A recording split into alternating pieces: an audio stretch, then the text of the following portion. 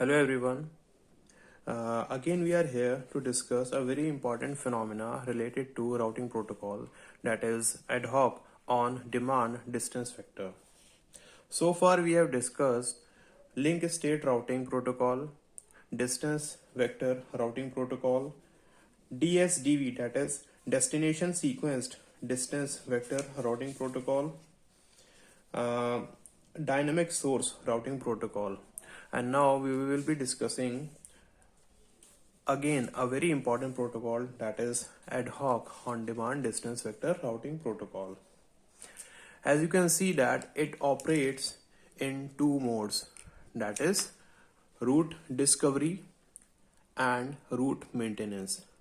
Route discovery is that a source will request its neighbors, and that request will contain the destination ID and the source ID, and the other neighbors will send that request to their neighbors, right? So in this sense the route will be discovered till destination. Route maintenance is that after having a route request, the route is maintained, and for example in any kind of network, if D is disconnected, then the neighboring nodes update that node, that the node is disconnected, right? So we can say that अगर कोई भी node हमारा disconnect हो जाता है तो neighbouring जो nodes हैं वो अपनी राउटिंग टेबल को अपडेट कर लेते हैं. So that is the route maintenance process. Next feature of this protocol is that source node will not carry the complete path. That is, the source is not having the information about the path, and in this each node maintains the route cache. Route cache is that if we want to go from A to D and we are having a path via B and C, so the path will be known as A to B to C to D.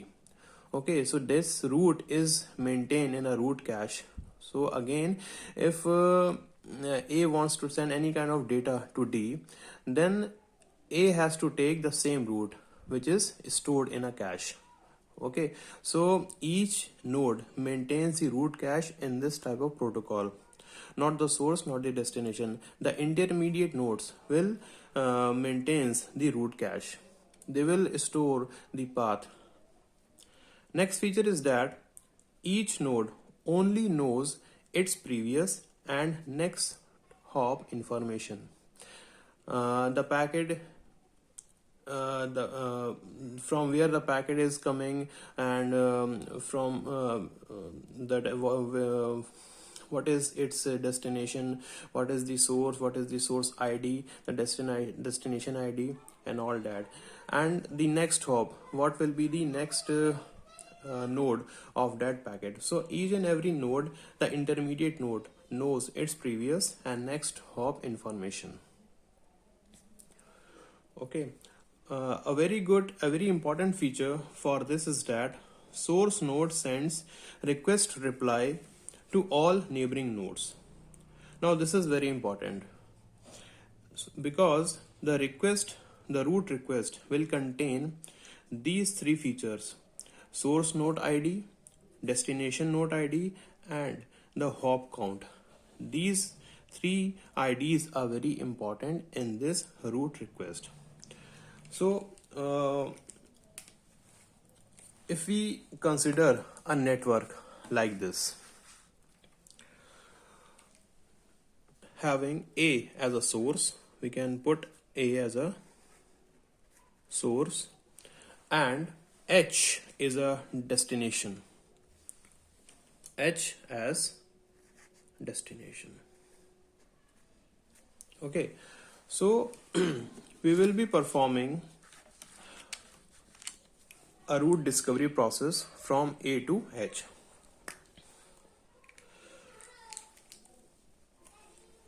Now, A will send the route request to its neighbors, just like this. That is, R REQ, root request. Again, C is also directly connected to A. So it will again request to C. Now B will again uh, forward this request to other intermediate nodes or other neighboring nodes, just like this.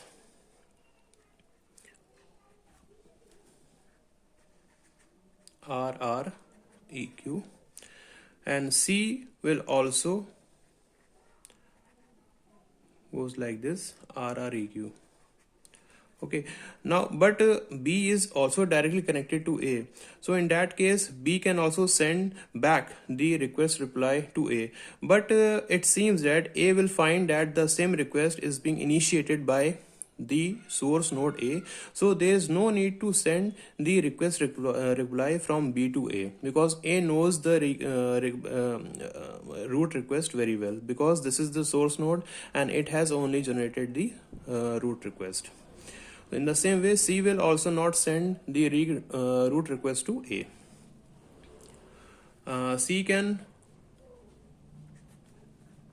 send the root request to D also.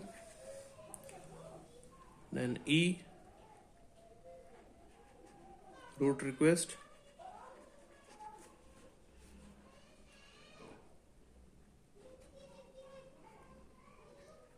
RREQ. G, RREQ. F, RREQ. And G, RREQ. And from I also we are having a root request to H. Okay, so from source to destination, we are having number of paths.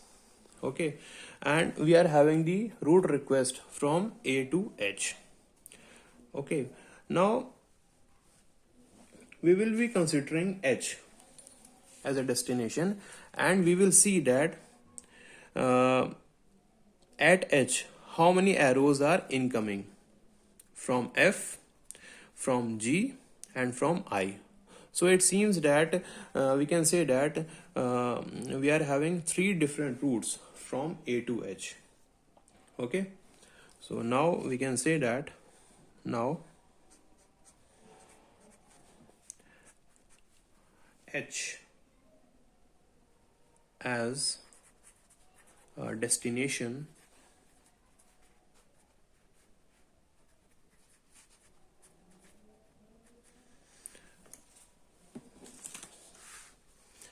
having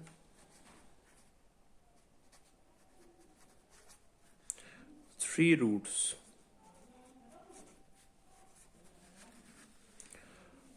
Route number 1,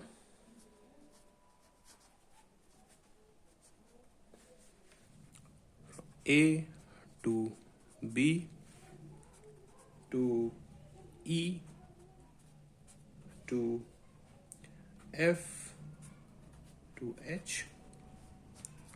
The same way, route number 2, A, C,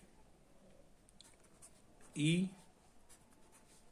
F, then H, and route number 3, that is A, C, E, then G, then I, and last is H.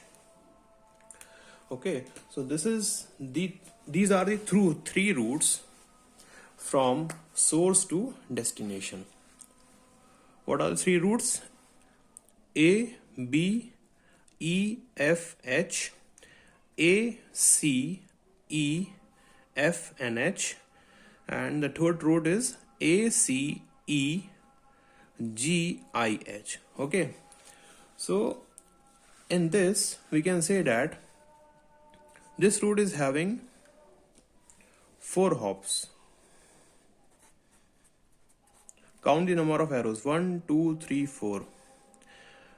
Okay, again this route is also having 4 hops, and this route is having 5 hops.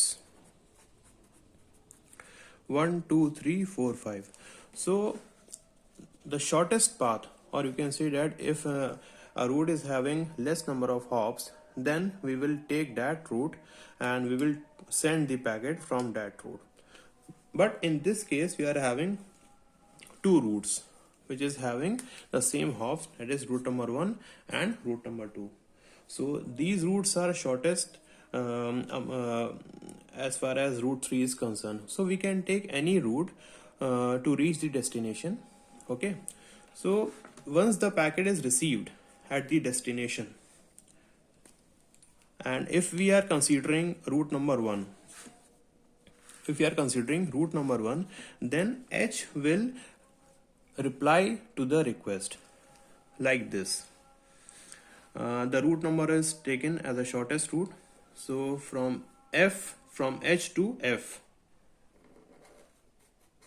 from H to F, then F to E, from E to B, and from B to A. This is your RREP route reply. RREP route reply. RREP route reply, and again RREP route reply. Okay, so the blue arrows, the blue route is the route request and the green is the route reply. Once the packet is received at the destination will send the packet, send the route to the source. It will be considering that we can say that the from source to destination this route is taken, and the destination acknowledges the route request, and it will send the reply to the source considering all the intermediate nodes F, E, B, and last is the source node, that is A. So we can say that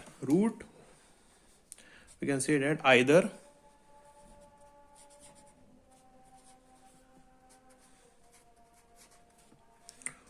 route 1 is taken or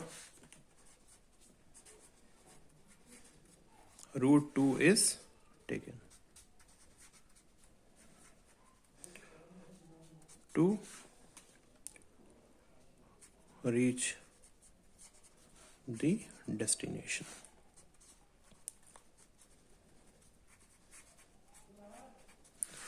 Okay, so this was all about the ad hoc on demand distance vector routing protocol. Just as a summary, just as a revision purpose, we can say that it operates in 2 phases: route discovery and route maintenance. Route discovery is that we have applied the route discovery process from A to H, and route maintenance is that if any node is disconnected from intermediate nodes or the source node or the destination node, the neighboring nodes will update the routing table as soon as possible. Then the source node will not carry the complete path. The source node is not having the information about the route because each node maintains route cache. The path is stored in a route cache, and whenever we need to send the packet from A to H or from any kind of source to any kind of destination, the source will take that route only where the route is stored.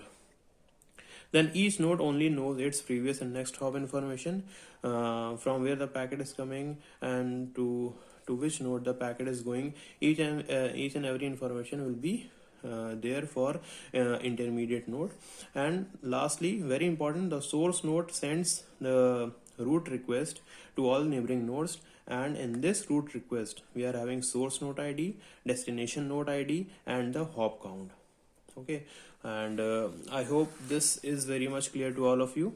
That is, from A to B the root request is sent, and from A to C the root request is sent, and from B to E, then F, then H, from C to E, C to D, and E to G, from G to H, G to I, and from I to H.